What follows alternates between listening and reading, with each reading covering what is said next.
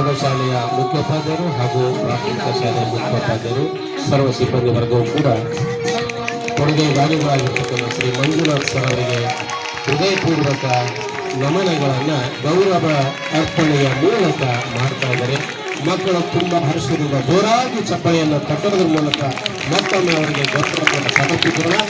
ಸಂಪೂರ್ಣ ಧನ್ಯವಾದಗಳು. ಸದಾಕಾಲ ಇದೇ ರೀತಿಯಾಗಿ ಕೊಡುಗೆದಾನಿಗಳು ಮಕ್ಕಳಿಗೆ ಸಹಾಯವನ್ನು ಮಾಡಿದರು. ದೇವರು ಆ ಭಾಗ್ಯವನ್ನು ಅವರಿಗೆ ಒದಗಿಸಲಿ. ಅದರಿಂದ ಆಚರಣೆ ಕೂಡ ಆಗಿದೆ ಅನ್ನುವಂಥ ಮುಗಿದೊಂದಿಗೆ ಈ ಒಂದು ಗೌರವ ಅರ್ಪಣಾ ಕಾರ್ಯಕ್ರಮವನ್ನು ಮುಕ್ತಾಯ.